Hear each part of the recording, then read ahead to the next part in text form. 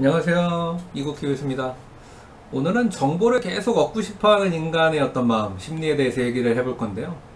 어릴 적에 참 신기하게 생각했던 풍경들이 있어요. 어른들을 보면서 느꼈던 건데, 뉴스가 끝나도 뉴스를 또 보시고 뉴스가 끝나도 또 뉴스를 보고, 이런 어른들의 모습 정말 좀 신기했어요. 신문을 읽었는데 또 신문을 보고, 신문을 읽었는데 또 다른 신문을 보고. 그래서 이 어른들에게 왜 그렇게 뉴스를 계속 보시냐고 물어보거나, 왜 이렇게 신문을 계속 보세요 라고 물어보면, 아, 뉴스가 제일 재밌다고 신문이 제일 재밌다고 이렇게 얘기하시죠. 그리고 늘 그런 건 아니지만, 어느 날 아무 생각 없이 뭔가를 하다가 문득 이렇게 정신을 차려보니까는, 아유, 제가 그러고 있더라고. 내가 신기하던 그 어른들의 모습을 내가 똑같이 하고 있다는 걸 깨달았어요. 헐, 뭐 참 이거 뉴스가 재밌긴 재밌어요. 신문이 참 재밌긴 재밌어. 그래서 혹시나 내가 특이한 사람인가 싶어갖고 조심스럽게 다른 교수님들에게, 아, 교수님은 어떻게 하세요? 라고 이렇게 물어본 적이 있는데, 뉴스 많이 보시나요? 신문 많이 보시나요? 아니, 어렸을 때 제가 이렇게 이상하게 생각하는 어른들의 모습을 제가 똑같이 하고 있는데 선생님도 그러세요? 이렇게 물어본 적이 있어요. 근데 다행인 것은 저만 그런 건 아니었다는 거예요. 예, 제가 그렇게 특이한 사람은 다행히 아니었습니다. 다른 교수님들도 뉴스 보고 또 보고 또 보고, 신문 보고 또 보고 또 보고 이렇게 하시고 계셨던 거죠. 근데 도대체 뉴스는 왜 이렇게 매일 봐도 또 보고 싶을까? 그러면 이게 이제 좀 궁금합니다. 예? 이 비밀에 대한 약간 이제 그럴듯한 가설 중에 하나를 먼저 말씀드려 본다면은, 뉴스, 즉 이 새로운 정보, 새로운 정보를 좋아하는 성향이, 아, 우리 내에 사실은 뭔가 각인되어 있는 거 아닌가? 두뇌 시스템, 우리 두뇌 시스템이 뭔가 뉴스를 좋아하는 거예요. 새로운 정보를 너무 좋아하는 겁니다. 그러니까 우리 두뇌 시스템이 이미 그런 게 갖춰져 있는데, 뭐 반항할 수 있겠어요. 우리 사실 인간의 마음이라는 것이 우리 뇌라고 해도 과언이 아닌데, 우리 뇌에 그런 시스템이 갖춰져 있는데 우리가 반항할 수가 없잖아요. 이 가설이 일단 있어요. 그리고 두뇌 시스템에 그런 것이 실제하는지를 그러면 이제 좀 확인해 봐야죠. 이걸 확인하는 좋은 방법 중에 하나는, 인간보다 진화가 좀 덜 일어난 종에게 동일한 시스템이 있는지를 알아보는 거예요. 왜냐고요? 인간이 진화의 어떤 최종 단계, 제일 어떤 고차원적인 단계라고 봤을 때, 그 전 단계에 해당하는 개체에서, 유기체, 동물에게서 어떤 특성, 또 두뇌에서 어떤 특성이 발견되면은 당연히 인간도 그런 특성을 일단 탑재하고 있을 거다. 왜? 진화라는 거는 축적이기 때문에. 무조건 뭐 돌연변이가 일어나 변화가 일어나는 게 아니라 어느 정도 쌓여 있는 게 있고, 거기서 뭔가 또 새로운 돌연변이가 나타났을 때 그게 환경과 상호작용하면서 적자 생존 아니겠어요? 생존하는 거냐. 그렇기 때문에 뭔가 축적이 있을 거란 말이죠. 그래서 당연히 인간보다 이전 단계의 진화를, 지금 진화한 형태를 가지고 있는 어떤 개체가 뇌에 어떤 시스템을 가지고 있다. 그러면은 우리 인간도 당연히 그 시스템은 기본적으로 탑재하고 있을 거야. 이런 추론이 가능해지기 때문이죠. 그리고 인간의 바로 전 단계이기에 심리 실험의 주인공으로 아주 자주 등장하는 생명체, 동물이 하나 있는데, 그게 뭐냐? 바로 원숭이입니다.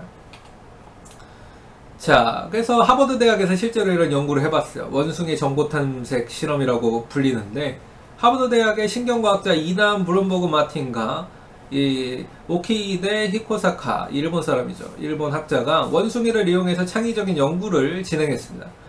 실험은 학습 단계와 선택 단계로 나눠져 있었고요. 계획에 따라서 원숭이들을 상대로 이 학습을 먼저 그래서 진행했어요. 그러니까 학습 단계, 그 다음에 이제 선택 단계가 있는 거예요. 자, 학습은 어떻게 이루어졌느냐? 관찰 학습이라는 걸로 이루어졌습니다. 그러니까 말 그대로 보는 거죠.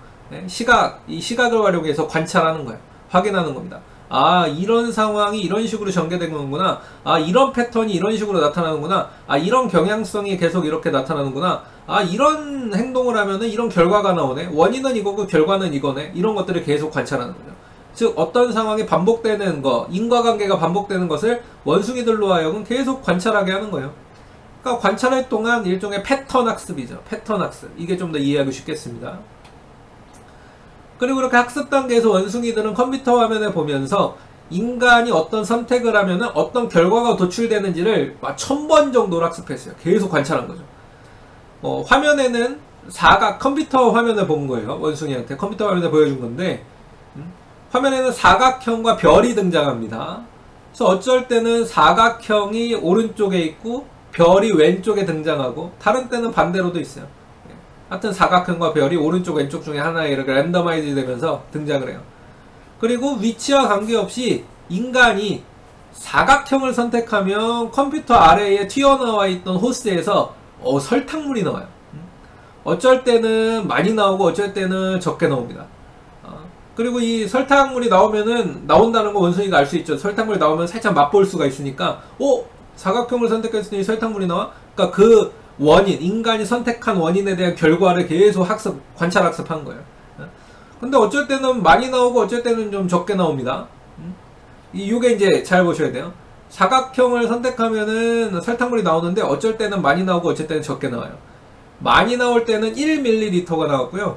적게 나올 때는 물의 양이 0.05ml가 나오도록 이렇게 조작을 해놨어요.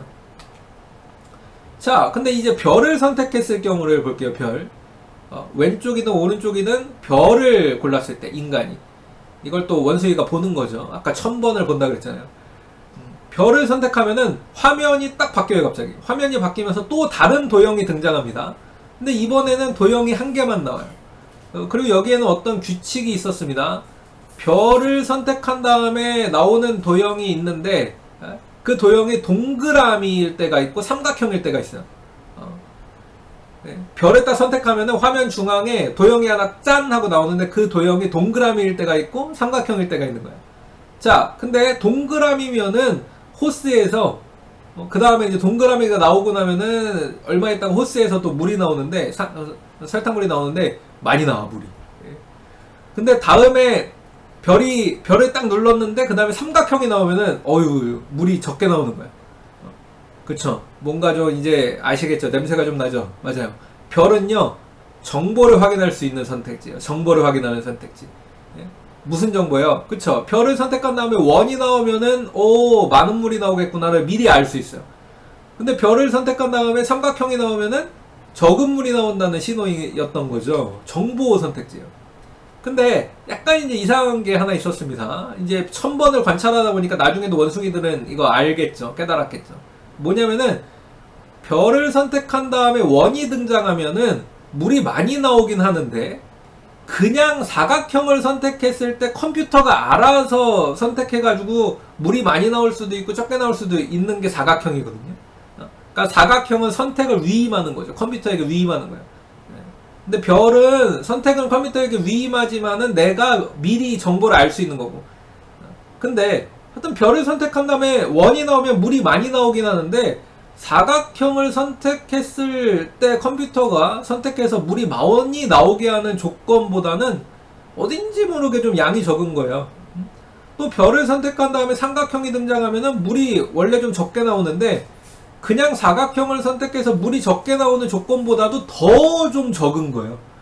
그러니까 뭐예요? 정보를 확인했을 때 마치 정보를 확인한 것에 대한 수수료를 가져가듯이 물이 많이 나오긴 하는데 그냥 정보를 안 봤을 때보다는 다 좀 더 적은 거예요. 더 적게 나오는 거예요. 그리고 이건 느낌이 아니라 실제였습니다. 별을 선택한 다음에는 정보를 주는 대신에 물의 양을 20%씩 줄여버렸어요. 그래서 많은 물 조건에서 그냥 사각형을 골랐을 때 많은 물 조건에서 1ml가 나왔다면은 별을 고른 다음에 많은 물이 나오는 원이 나오게 되면 0.82ml가 나왔고요. 또 그냥 사각형을 골랐을 때 적게 나오는 조건에서는 0.05ml가 나왔었잖아요. 근데 별을 고른 다음에 삼각형이 나오고 그 다음에 물이 적게 나오면은 20% 줄여가지고 0.04ml만 나오도록 조작을 한 거죠. 그러니까 정보에는 대가가 있어요. 이게 사실 그리고 이 연구의 핵심입니다. 원하는 정보를 얻을 수는 있어요. 자기가 원하면은 별을 선택하면은 미리 정보를 얻을 수 있어요. 근데 정보를 얻는 것에는 비용이 발생하죠. 비용. 수수료를 떼야 돼. 그리고 일단 시간도 더 걸립니다. 노력도 더 해야 돼요. 선택하는데 이거 한 번 더 누르는 선택을 해야 되잖아요. 그리고 시간도 보내야 되고 또 참고 막 기다려야 됩니다. 인내심도 발휘해야 돼요. 그리고 심지어 맛있는 설탕물의 양도 줄어들어요. 자, 이런 상황이 주어졌을 때 이런 상황에서 주어진 시간 내에 맛있는 설탕물을 더 많이 마실 수 있는 합리적인 선택은 뭘까요? 논리적이고 바람직한 선택, 설탕물을 더 많이 마실 수 있는 선택은 뭐예요? 그쵸, 이건 경제학적으로는 답이 명확합니다. 이거는 정답이 있는 문제예요. 그리고 뭐냐, 묻지도 따지지도 말고 처음 화면에서 그냥 사각형을 고르는 거죠.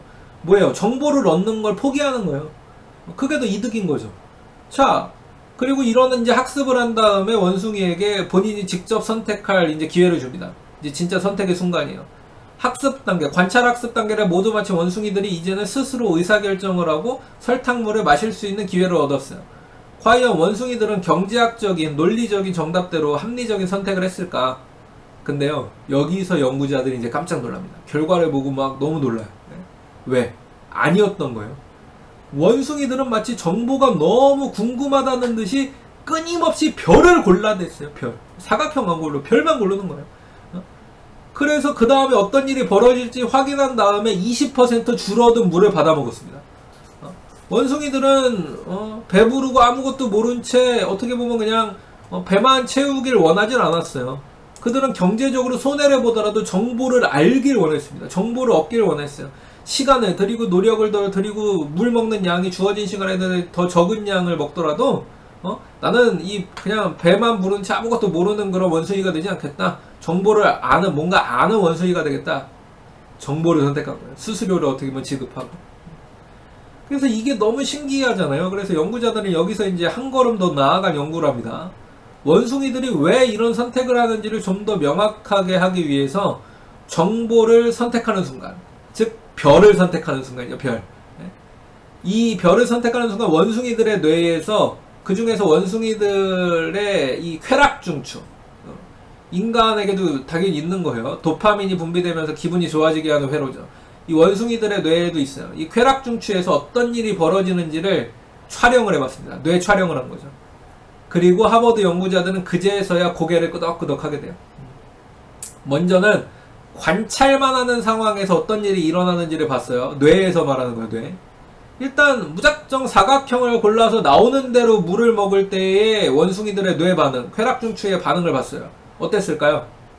막 빛이 반짝반짝 들어왔을까요? 막 산소가 공급되고 그 부분에 혈액이 공급되면서 막 이렇게 뇌가 활성화되는 그런 영상이 찍혔을까요?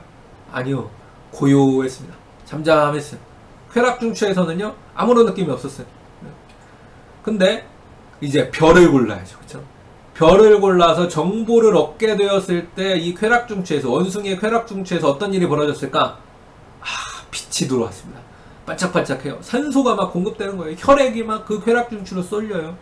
즉 이 원숭이 뇌 보상회로 쾌락중추에서 막 활성화되는 빛이 막 나기 시작합니다. 빨간색으로, 아주 진한 빨간색이 막 되는 거예요. 이게 전부가 아니었습니다.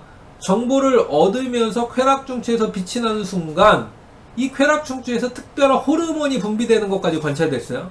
뭘까요? 아까 제가 잠깐 얘기했는데, 그쵸? 바로 최고의 쾌감을 주는 호르몬, 천연 아편 물질이라고 하죠. 도파민입니다.